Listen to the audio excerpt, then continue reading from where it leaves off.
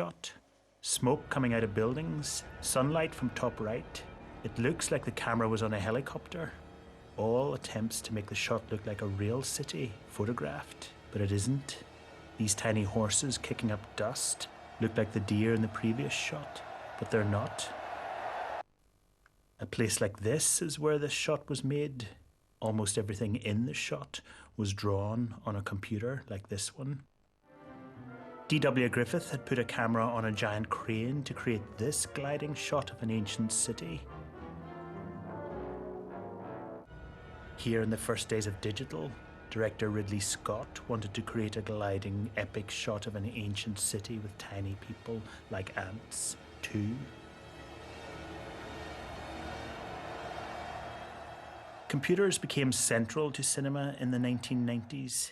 Instead of film imagery being made up of tiny grains of silver halide on celluloid, it became tiny rows of digital information, ones and zeros. In 1921, a boy electrician called Philo Farnsworth was ploughing a field.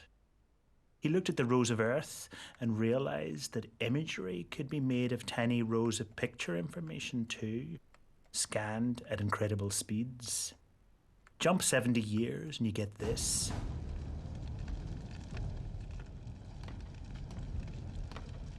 A liquid metal representation of a person turns into a photographed actor.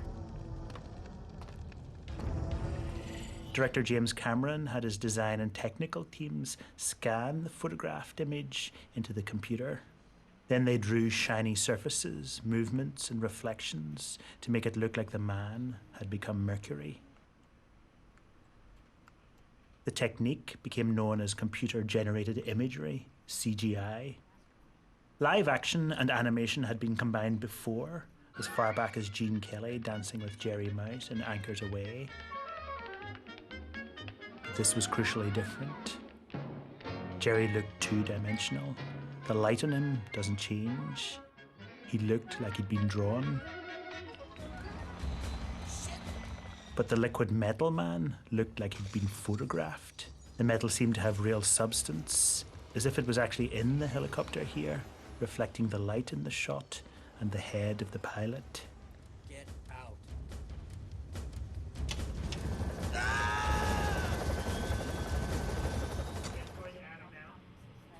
The implications were astonishing. It was as if cinema had been rewound and started again from the olden days. The first animators tried to show a dinosaur. The wobbly lines show that it was drawn with real human hands.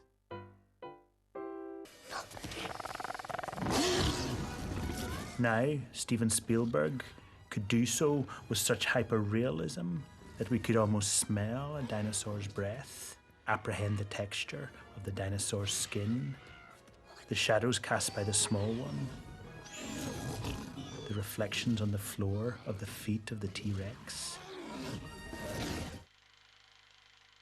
This is the only surviving footage of the ocean liner, the Titanic, a flickering pan right that shows its massiveness, its hope. As we watch, we imagine the grand tragedy that befell it. 80 years later, James Cameron shows us what we've long wanted to see, as if it had actually been photographed. The sinking liner by the light of the silvery moon, shots filmed in deep space to show the height of the boat and the length of the jump.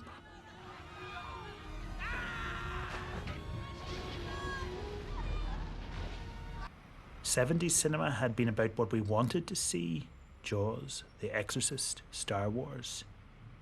'90s cinema had become can see. This was exciting.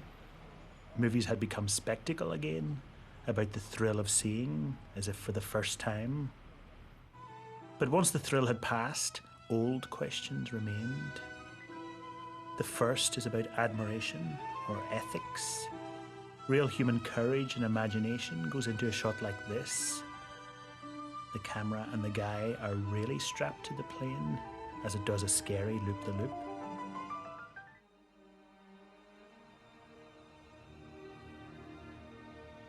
hard work and long hours spent in relative comfort, eating pizza, go into a shot like this? Despite its bravura, has reality lost some of its realness? The second old question is a human question.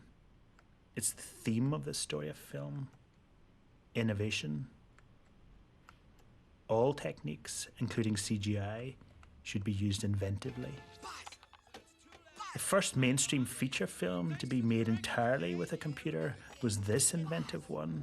Director John Lasseter and his team used the new possibilities of CGI to render shadows, do dynamic deep staging, and see from positions that would be difficult for a real camera to shoot from. Safer in the cockpit than a cargo bay. What an idiot.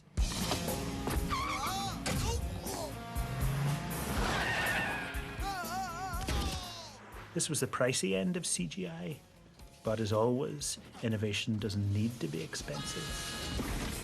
Those are my hands. You all right? This film was not only shot mostly on low-tech digital video, but marketed on the internet. No, I don't need any help. I'm okay. What happened? Nothing happened. I'm just very hungry and I'm very tired. And I'm very scared and I just want to go home, okay? Okay. But I'm fine and we're both okay. It had the look and sound of camcorder video footage. His voice is close to the camera, recorded by its internal mic. The whites in her face burn out, a very video effect. In the same year, digital cinemas opened up in America, Korea, Spain, Germany and Mexico. And in 2001 to 2002, George Lucas shot Star Wars Episode II entirely without using celluloid. And, as has often been the case in the story of film, Asian filmmakers were even more innovative. Here's Zhang Yimou's House of Flying Daggers, a blind dancer.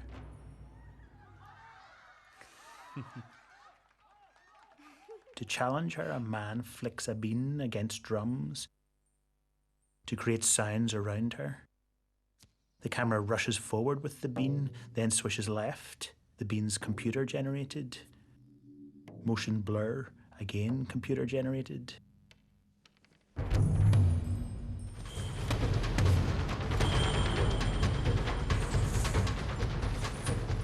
Then her sleeve garment picks up a CGI sword.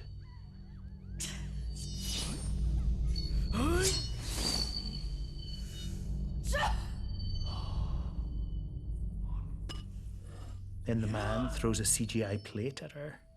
She's seeing and not seeing, but so are we. Images doing things they could never do before, all with the brilliant Chinese choreography and grace. Remarkable innovation, the theme of the story of film.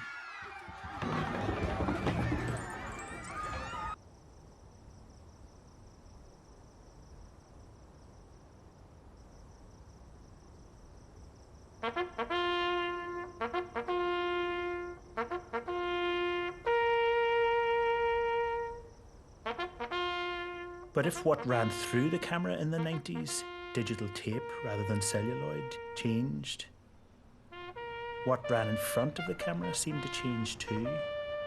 Reality seemed to lose some of its realness. Life was no longer just modern, it became postmodern, playful. In the 90s, American films like Schindler's List, LA Confidential, and Silence of the Lambs were serious 40s genre pictures in new guises. But the real flavours of the times were irony and postmodernism, the idea that there are no great truths, that everything's recycled. More than previously, filmmakers started playing games with old genres, quoting from previous films, making films about films. Even the master of new American cinema of the 70s, Martin Scorsese, started doing this. Look at the ending of Scorsese's film Goodfellas. Like several of his movies, it's about gangsters. But what's different is that this gangster looks right into the camera, a very postmodern thing to do. I'm an average nobody. Get to live the rest of my life like a schnook. And then, out of nowhere, Joe Pesci shoots right down the lens. A surprising shot until we remember that one of the oldest films ever made, The Great Train Robbery, did the same thing. Scorsese knew this shot and repeated it. Film quoting film, a very 90s thing to do. American movies of the 90s were full of playful twists on old films. In this classic film noir from the 40s, for example, two killers are about to do a hit. The lighting's dark, the shadows are from German Expressionism, and typically, the killers don't say much. There's little dialogue.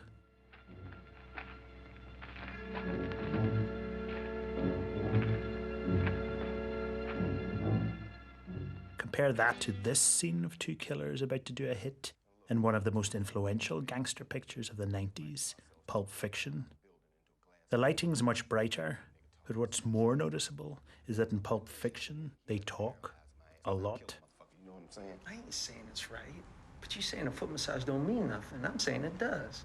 And look, I given 1 million ladies 1 million foot massages, and they all meant something. We act like they Talking about everyday stuff like foot massages isn't exactly something that Humphrey Bogart would have done. Scenes like this breathed new life into American screenplay writing. They stopped the story, but opened up the discourse. Right, man, they ain't no sense of humor about this shit. You know what I'm saying? It's an interesting point. Come on, let's get in character. It's as if they'd been out of character, like they forgot that they're in a movie. What's her name again? Mia. Mia. Why are you so interested? As if to emphasize the dialogue, the shot remains static behind the two guys, so we listen rather than look. Take care. No, man. Just take her out, you know. Show her a good time, make sure she don't get lonely. You're gonna be taking Mia Wallace out on a date? It is not a date. You know, it's like if you were gonna take your buddy's wife to a movie or something. It's just good company, that's all.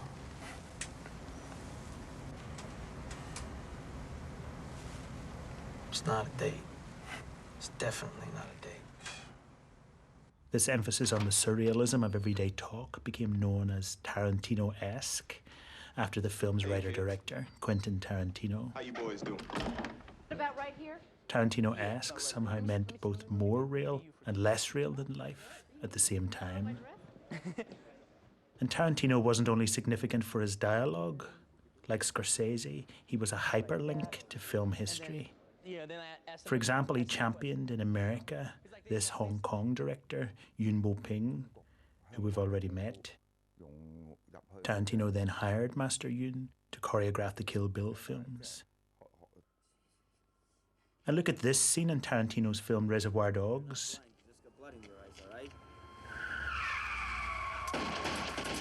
In long lens, wearing black glasses, Harvey Keitel shoots the police with 2 guns. 5 years earlier, in Ringo Lam's Hong Kong film City on Fire, Danny Lee, in black glasses, shoots the police with 2 guns. And here's the climax of Reservoir Dogs. 3 jewel thieves pull guns on each other, a death triangle, a warehouse, a police mole's bleeding, wide shot, then close-ups. Let's just put our guns down and let's settle this. Thieves have just done a failed heist. Joe, if you kill that man, you die next. Repeat, if you kill that man, you die next. Larry, we have been friends. And here's the climax of City on Fire. 3 jewel thieves pull guns on each other, a death triangle, we're in a warehouse, a police mole is sitting below them.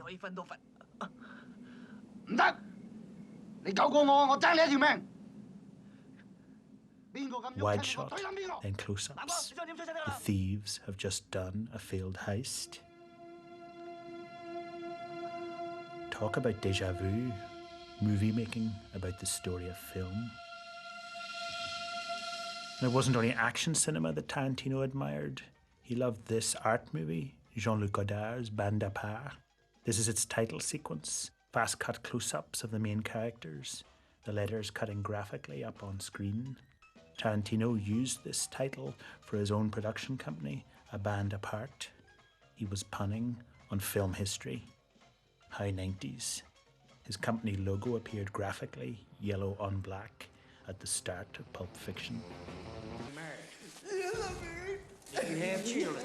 Tarantino's postmodernism was in his writing, but a look at Natural-Born Killers, made by Oliver Stone, from Tarantino's screenplay, shows that visually, Tarantino was a traditionalist. A young couple's on a rampage. Stone has this scene shot on film, on a glide cam, and graded green. You want reality? You got it. My name is Wayne Gale. This POV shot's also on film, but in full colour. Then we're in handheld video. This mashup of styles is almost a definition of postmodernism. No one type of image could capture the truth. Reality was multiple and fragmented. A fourth strain of 90s postmodernism was the kooky, technically brilliant films of Minnesota-born brothers Joel and Ethan Coen. They started the 90s with this great image. A hat falls into the foreground. Trees are out of focus. Then the wind blows the hat and the focus follows it. The forest comes into focus. Then the story begins. The Coen brothers became masters of visual and story precision. By the mid-90s, the Coens had honed their comic discrepant worldview by focusing on what used to be called, in Frank Capra films, the little man caught up in events that he barely understands. Here, the little man's a novice mailroom worker, but he becomes a chief executive with the big cigar to show it. The film's shot in blues and navies. The novice is pure Coen brothers. A gormless, rather asexual man, out of his depth, having strayed into the world of Capra, or Preston Sturges, or Howard Hawks. Let's get to know one another, shall we? Let's chat. Man to man. George Clooney played a similar trespasser in O Brother, Where Art Thou? I was trained in the metallurgic arts before straitened circumstances forced you into life aimless wandering.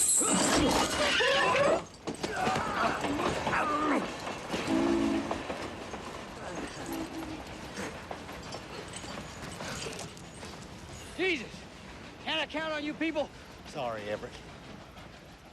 Clooney was wide-eyed, clueless. The imagery this time was golden. Who elected you leader? And talk about wide-eyed. Here's Jeff Bridges, high as a kite, in The Big Lebowski. A tower of 10-pin bowling shoes. His are handed out by Saddam Hussein.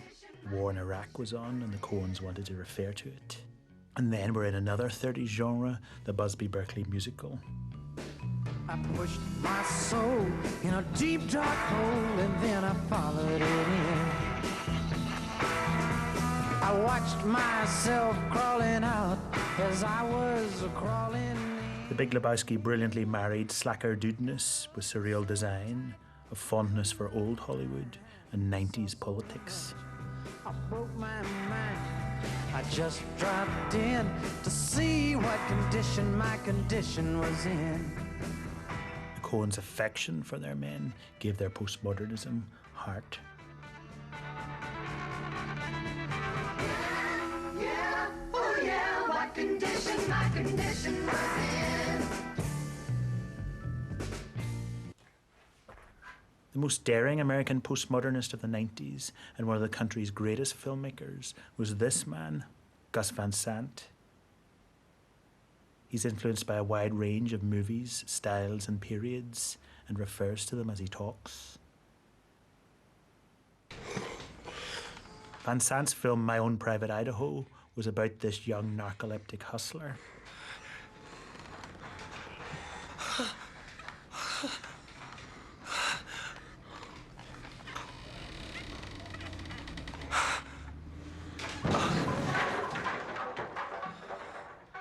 To show what the hustler feels like when he has an orgasm, Van Sant used the image of a barn falling onto a road. Seldom had a sex scene been pictured so imaginatively. I think when I was a painter, and I think by the time I stopped painting, the last thing that I was painting were these landscapes. And definitely in my own private Idaho, for instance, the whole barn crashing into the landscape was literally from one of the paintings. The film was full of empty landscape shots, golden light, the open road. Van Sant had intended to shoot other images and use them to show what the hustler felt as he lost consciousness, but he didn't have time to film them. But we did have the one image of the barn falling. So since I had this like singular image, which was somewhat like, I guess, the singular image in The Shining of the blood coming out of the elevator. I think we should discuss what should be done. It was this one standalone special effect that was really beautiful.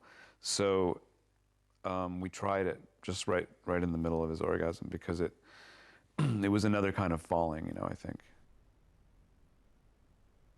Van Sant's signature film, Elephant, was also about the fall from grace of young men. No movie of the 90s was more complexly connected to film history. Elephant was a response to the shootings at a school in Columbine.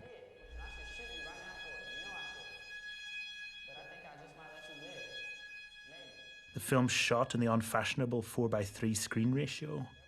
Van Sant follows young men with a Steadicam. There's little dialogue. The violence is unexplained.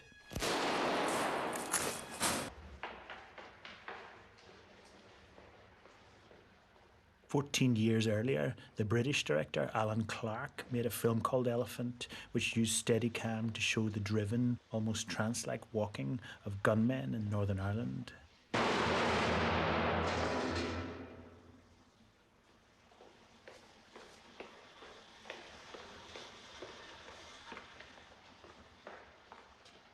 HBO was the only company that was interested in not making Columbine, but they were interested in making Elephant, and they were referring to the Alan Clark film.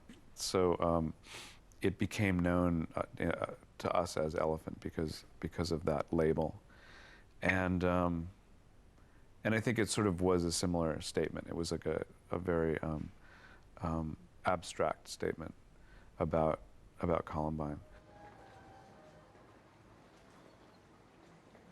Constant walking in Clark's Elephant influenced the forward walking in real time without much cutting in Van Sant's Elephant and in his earlier movie, Gertie. These films felt in some way like video games, which became a new influence on 90s cinema. This one, Tomb Raider, with its image tracking forward to follow the main character from place to place, was particularly popular. Yeah, the video game aspect is, including Gertie and Last Days, is coming from video games. Me playing video games was an effort for me to understand what was going on with the Columbine characters, because it was said that they had played video games, and so I didn't know what they were. And I had a computer, and my assistant said, "Oh, well, you can download the first level of Tomb Raider."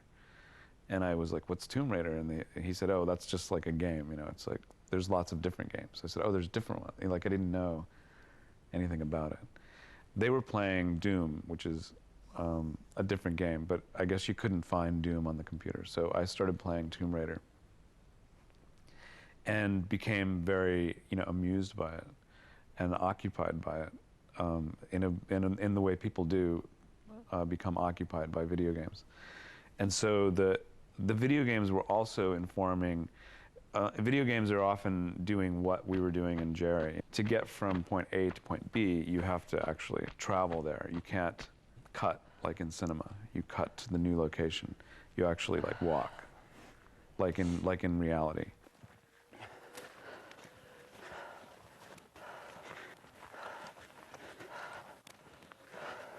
Because of that, I started thinking about like cinema like that.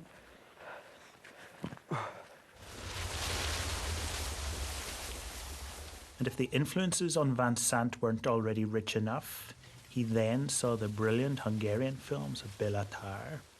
Tar Satan Tango shows the beauty of walking to and epic forward camera moves and the expressionism of glowing litter.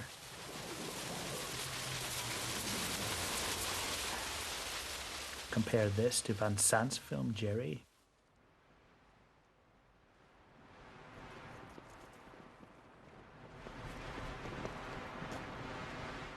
But this obsession with the beauty of walking, moving through space in real time, couldn't be applied to another Van Sant film, Last Days, which was inspired by the death of rock star Kurt Cobain. We had made Elephant, which was very long, pensive, like traveling shots with down the hallways of the high school that recalled Bela's work. And now we're in like a house which had no real expansive hallways. And so our DP sort of like thought of Jean Dielman and thought maybe we should think in terms of that rather than traveling shots, maybe more fixed shots, which we did. Jan Dielman is full of such fixed shots. It's this Belgian film by Chantal Akerman. Akerman films square on, in kitchens and domestic settings. Some of the shots of the rock star in Last Days are remarkably similar.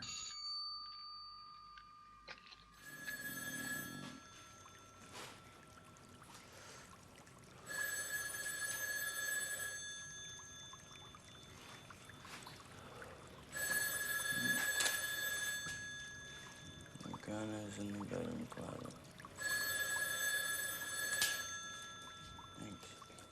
Dielman's one of my favorite films, and in fact, in this documentary that we're making in our section on Ozu, right. a bit of Dielman because the camera's as low as in Ozu. Yeah, Ozu was also on our minds, and because of the where you have your camera now. I mean, it was however many 30 inches off the ground. I think it was like a 40mm lens, and so yeah, we always had it like 36 inches off the ground, and it was always a 35mm lens. But not even Van Sant's close reworking of Ozu and European cinema prepared us for this shot-for-shot remake of Alfred Hitchcock's film Psycho. The original was based on a true story. The remake was based on a film. Anne Heche was playing not so much a real person as a movie star playing a real person. Welcome to the first days of digital.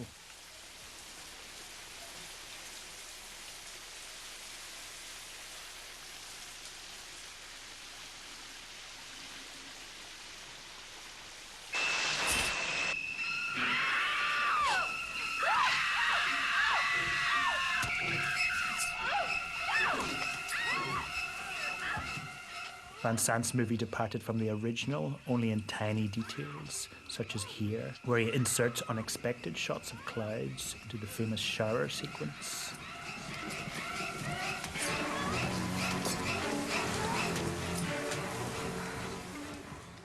At the moment of death, Van Sant's woman's pupil dilates.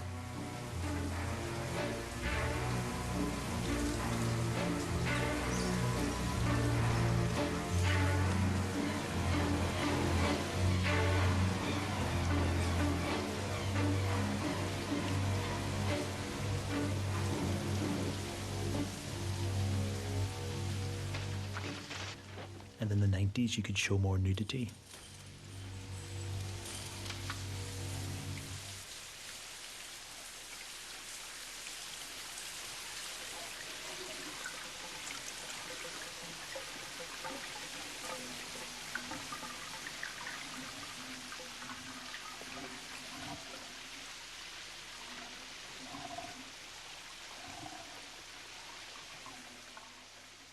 Van Sant couldn't quite keep his instinctive surrealism in check, but strangely, thinks his film is very different from Hitchcock's. The intentions of the movie was to see what would happen if you tried to, literally do the same thing.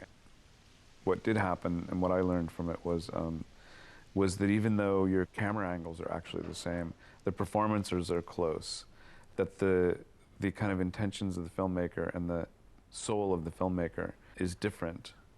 My Psycho became devoid of like some of the most important things that were in the original, which were these sort of dark underlying tensions.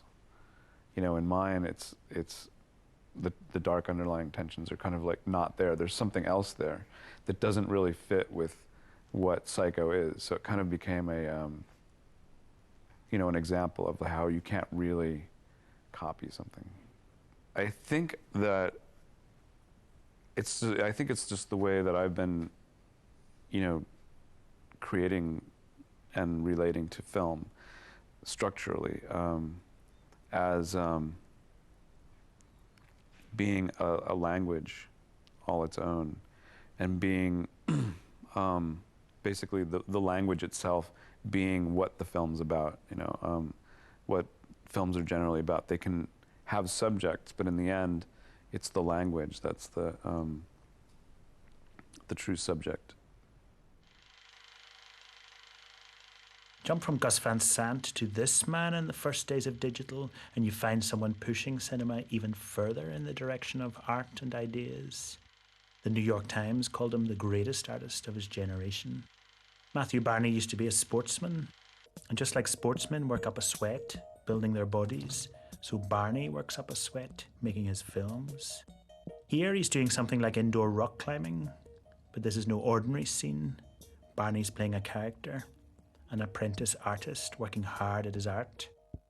The film's called Cremaster, after the cremaster muscle that makes human testicles rise and fall. Barney rises, but other things fall. And we're in the Guggenheim Museum in New York.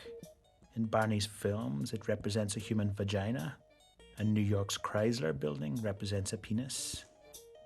Barney's dressed in Scottish tartan because in 1992 he did a drawing of a bagpipe with 5 pipes, each representing a place where he would film. One of the places was New York. That's why we're here. Maybe this makes the film sound overloaded with symbolism, but it has the beauty and determination of this silent comedy in which Harold Lloyd climbs a building. Lloyd encounters obstacles too. His climb is a vertical storyline of little incidents like Barney's.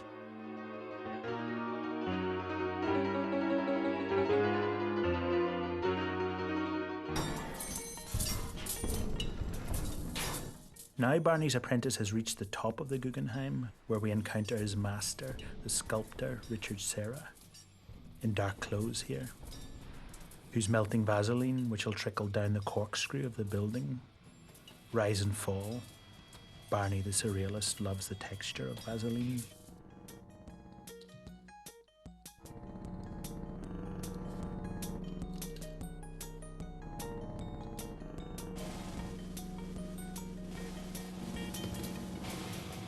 On lower levels, we glimpse a punk band who've impeded Barney's climb.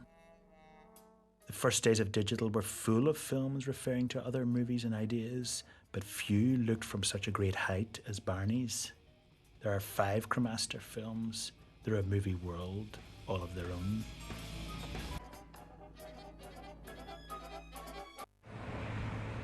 The coming of digital and postmodernism in cinema made America in the 90s fizz like lemonade.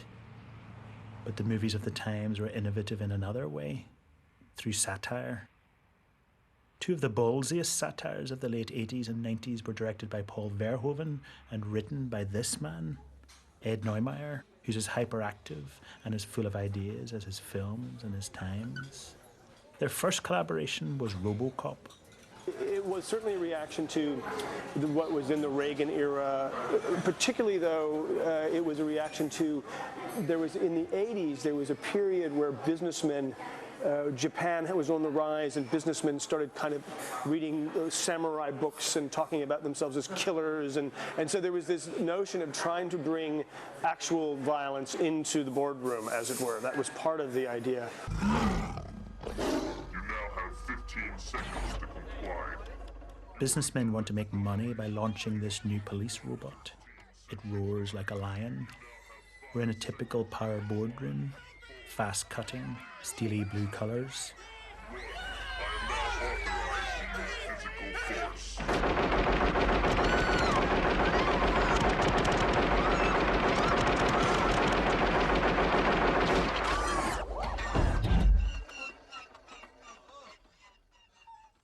theory, which is not an original theory, that if you did something very violent in a movie and then you told a joke, that you would use the tension of the violence would come out in the laugh. You pull a plug on this thing! All right, look, don't touch him! Don't touch him! He didn't hear the gun drop. He didn't hear it! Dick, I'm very disappointed. I'm sure it's only a glitch. A temporary setback. You call this a glitch? But the businessmen try again and come up with a more liberal policing machine this time. A dead cop brought back to life as RoboCop. Only read about in comic books. Robo, excuse me, Robo. Any special message for all the kids watching at home? Stay out of trouble. Neumeier wrote scenes that mocked the happy talk of TV news, the kind of satirical writing that we saw in films like The Graduate and Catch-22, written by Buck Henry. I think that people like Buck Henry were a bit luckier because they were working at a time where you could be a little more free about making those kind of comments and being overtly satirical. We've also moved into an era of marketing and sort of the corporate blockbuster era where they're really going for the widest possible audience. They want what they call 4 quadrants. They want everybody to like the picture, and they want them to like it all over the world, almost regardless of culture. 10 years after RoboCop, Neumeier penned this even more satirical postmodern film, which was based on a rabidly right-wing novel about the threat to humans by alien bugs. The battle scenes were as exciting as Star Wars. The bugs were entirely computer-generated.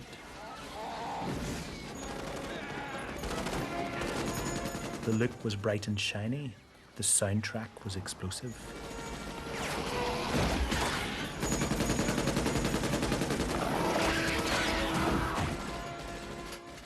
That scene where Johnny Rico walks into the brain bug cavern and confronts the brain bug is, you know, that's every American, maybe not just American, that's every soldier in the world coming in and saying, yeah, you may be smart, but I got a gun, you know, and now who's smart? You know what this is? Sure you do. You're some kind of big, fat, smart bug, aren't you? But the politics of Starship Troopers went deeper than making fun of macho soldiers and came from a surprising source. Paul said, oh gosh, I've always wanted to make this movie set in Germany in 1935, and it's about a bunch of teenagers, and they're all coming into their life, and it's exciting time, and things are happening in the country, and everybody's joining the Nazi Party, and the thing that he thought that was amusing to him was, he said, and nobody knew it was wrong. And I said to him, oh, they'll never let us do that, you know, in Hollywood. I mean, a real story about, you know, 1935 Nazi, you know, young Nazis who, before they know they're bad. But that's where Starship came in. It's about, I guess it was about 5 years later, I thought, oh, you could do that with this. Officer on deck. Carry on. Burial detail. Dismissed. I think some people consider it camp, and what Paul and I decided to do was we decided not to tell anybody what we were doing. We decided to never, ever let on, oh yeah, these are the bad guys, these are the good guys, whatever. We just played it straight down the middle. We sort of tip our hand in the third act where Neil Patrick Harris comes out in a Nazi uniform, and that was a bit of a controversial decision because originally you were supposed to understand that through his speech only. He makes a speech about numbers and this and that, and I have to kill people every day. It's a very fascistic idea.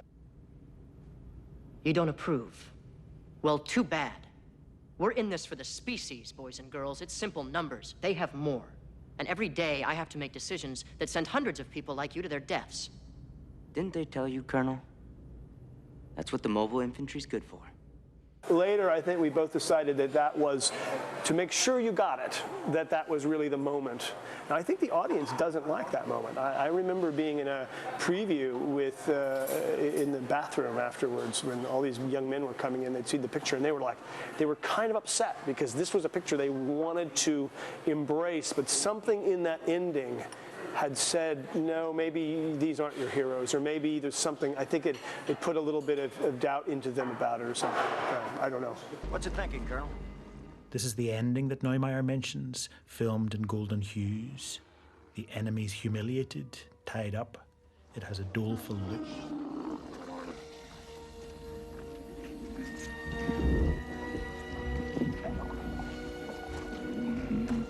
It's afraid. It's afraid! Triumphal music begins to play. Science fiction particularly allows you to do things politically that you wouldn't do, that might not be accepted as easily if you did them straight, because it's not here, it's slightly over here. It's a little bit skewed, and I think humor does the same thing. And if you add them together in the right way, then you can probably get away with murder if you want. But Neumeier and Verhoeven combined science fiction and politics to create the spiciest entertainment cinema of their times.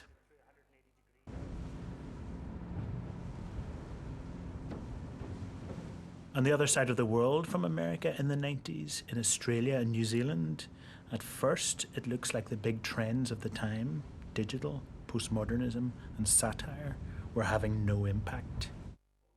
This New Zealand director, Jane Campion, emphasises one of the timeless themes in the story of film, that to make great movies, you must get your unconscious juices flowing. The unconscious mind is a little bit like a quite shy pet, and you have to set conditions where it trusts that if it comes out and plays, you'll feed it, you'll pay attention to it, you won't ignore it, you won't scare it. So, like, when I first started writing, one of the things I realised was that, you know, like, for the first, 3 hours and you sit down to do something, you know, nothing really happens. It's like it's testing you. Will you stay for that 4th hour? I always think you have to create a very safe environment, you know, personally for yourself. And also, I think when you collaborate with actors and people like that too, their unconscious selves, you know, which you want to get in the interplay, because that's where the genius is also shy. It's wanting to know it's going to be safe. Wants all the signs, you know, like you can make mistakes, it doesn't matter, you can be a fool, doesn't matter. We're here to play, really, you know. Campion's great film An Angel at My Table is about this very thing. A shy young woman with a lively unconscious mind, Janet Frame, doesn't feel safe in the world. Frame's training to be a teacher. The whole class is looking, and so is the training assessor.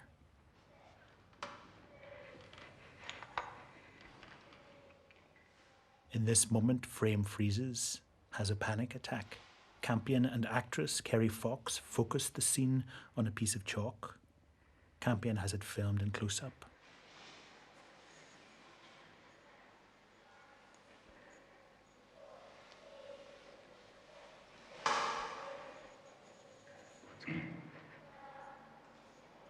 I don't know why, that will work, that's what I thought, that will work. You know, I was looking for something, you know, I have to admit that when I was doing that I was going, well, what's going to make a turn, you know, how can we visually kind of do something with it?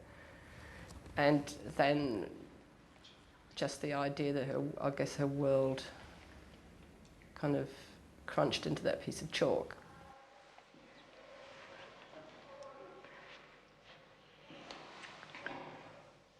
I like to be able to say, look, I'm really, if I need to, I'm confused about what to do next. You know, I'm not really sure we've got the scene, or I'm not feeling the drama. It's all about feeling for me again, you know. If I'm feeling it through my body, I can feel it if it's happening. And if it's not, you have to say something, because you can't pretend, you know. You've got to kind of explore it. I think one of the things I believe is that you have to be strong about vulnerability, you know, like stand up for it. And stand up for gentleness and softness, because I think they're really powerful qualities.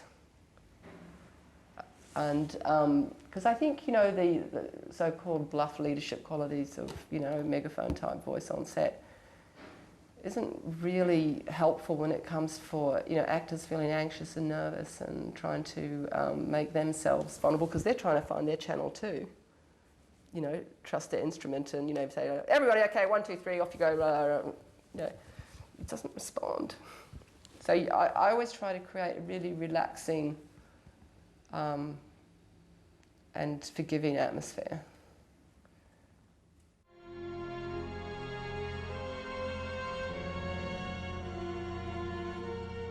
Campion's film The Piano used very subjective images and sounds to suggest the inner world of a girl who's growing up.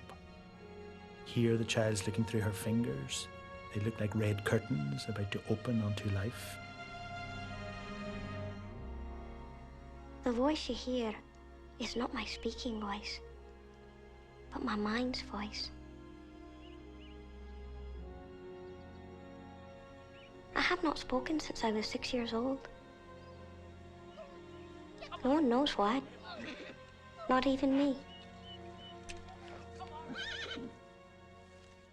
The Piano is the only film directed by a woman to win the Palme d'Or at the Cannes Film Festival.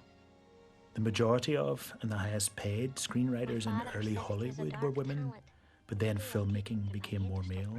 Will be my last. Women make up about 50% of the whole world. And but there's only about 3% of women who are directors who are actually probably selecting content. And it just seems to me really sad that, because women's, I think, interests are a lot different than male interests and large. I think they're a lot more nurturing. They're much more orientated to connection, and male interests are much more interested in sort of building, identifying their, sort of blustering egos or whatever. Bombing things, blowing things up, being strongman, Spider-Man, whatever, Which I don't think women do, and I think, what's important is to try and not change the guise. I mean, I think it's fun what they do, but to sort of get the balance, have what women do. But because most of the men run the business, I think they understand or identify much better with male interests. But the audience is actually probably more identifiably female. But sometimes one of the great betrayals of the female is that they want to see themselves through male eyes. So they're very interested in what men do too.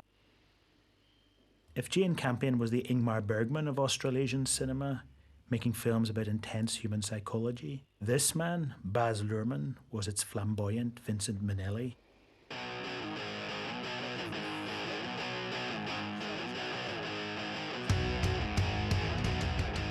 Campion's films could have been made in the 1920s, but Luhrmann's bring us carousing back into the postmodern 90s.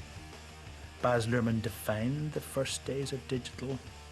Like the man himself, his films are a meteor shower of references to everything from Shakespeare to Bollywood. Shakespeare and Bollywood cinema had something in common, and what they had in common was the blindness to taste or style or any of those imposed ideals about art. What they were singularly focused on was the engagement of as many human beings as possible from as many types of humanity to be moved and touched by story to deliver a big idea through an emotional experience.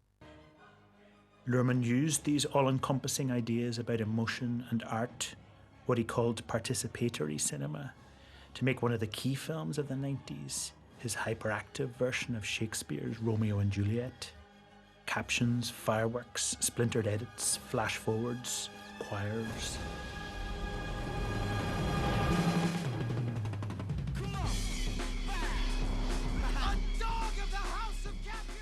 Shakespeare starts Romeo and Juliet with very broad high comedy, stand-up routine really, almost addressed to camera, but it had to be broad, it had to be fun, it had to be stand-up, right? To engage the audience, to disarm all of them before he suddenly goes, enter the romantic lead, Romeo. Leonardo DiCaprio, backlit at sunrise, long lens.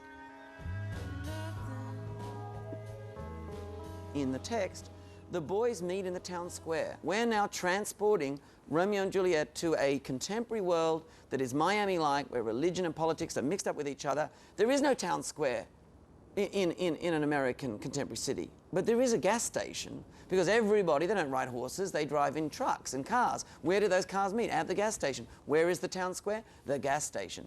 What if we ironically quote the world of cinema? What if it is like a Sergio Leone, you know, piece of cinema? What if it's like a Western, right? That would be a good way of doing that. Sergio Leone Shootout meets the town square gas station in high comedy style. Whether you think we've done it well or not, if you look at that sequence, I think you can see that that set of choices has at least led to that result. Whether you agree with it or not, that's how we got there. I will bite my thumb at them, which is a disgrace to them if they bear it. Huh?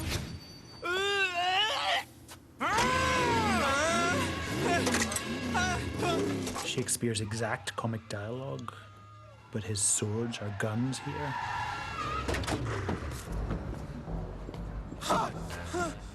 Go forth, I will back thee! And knights have become street kids in Hawaiian shirts. I do bite my thumb, sir! Do you bite your thumb at us? Sir. Is the law of our side if I say aye? No! No, sir, I do not bite my thumb at you, sir, but I bite my thumb, sir! Do you quarrel, sir? Quarrel, son? No, son! But if you do, sir, and for you I serve as good a man as you! No, Bennett! A Sergio Leone gunfight shot in close-up. A track in.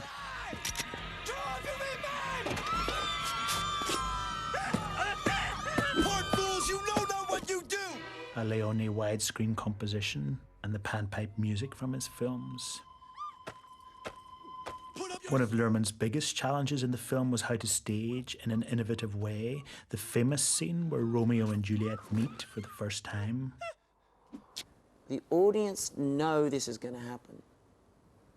How can it happen in a way in which their delicious expectation and enjoyment of it's going to happen can be suspended so that when it happens, it's a surprise that they knew was going to happen? It was so perplexing. We were in Miami. And this is, I suppose, the spontaneous, artistic, creative bit of it. That night we went out to dinner and there was a nightclub. What happened was I went to the bathroom and I was thinking about the problem. I go into the bathroom, I'm thinking about the problem. And as I am down washing my hands, I look up and I can see a girl's hair. And I look and I think, this is the most brilliant thing. It's the antechamber of the girl's bathroom. And after you come out of the bathroom, like I was, you wash your hand, you comb your hair, and there's a fish tank dividing the boy and the girl's antechamber. And it was as simple as going, that's it. That's the moment, and that's where it came from.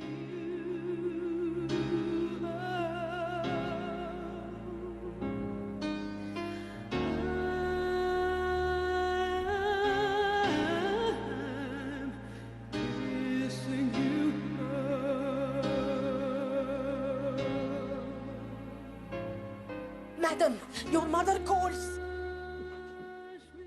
So it was a combination of extremely academic work, followed by methodology, just work, labor, process, and I think maybe being open to the world around us and luck.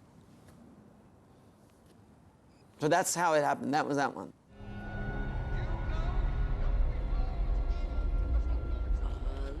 Luhrmann's Moulin Rouge took his ideas about innovative cinema even further. At the start of the film, the camera sweeps through model and computer-generated shots of the grey, dank alleyways of Paris, and then swoops up to the garret of a poet. And then one day,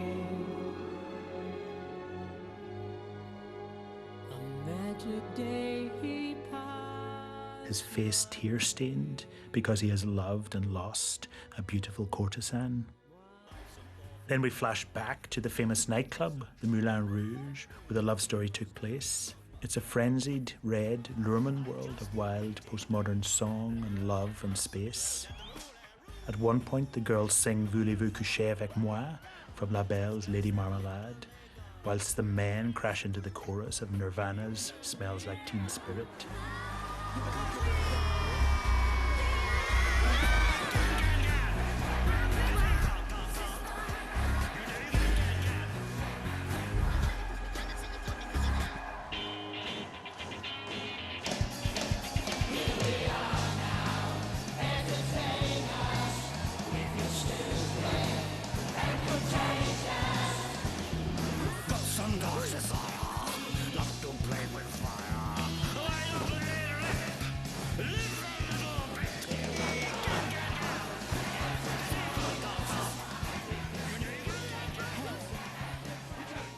No one in the world was mashing up Sergio Leone, MTV, Hispanic telenovelas, fashion, cross-dressing, and the kaleidoscopic cinema of 90s Hong Kong with such aplomb.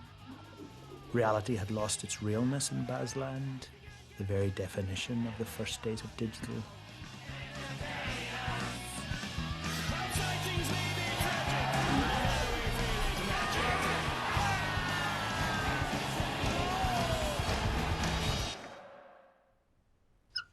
Luhrmann called Strictly Ballroom, Romeo and Juliet, and Moulin Rouge the Red Curtain trilogy.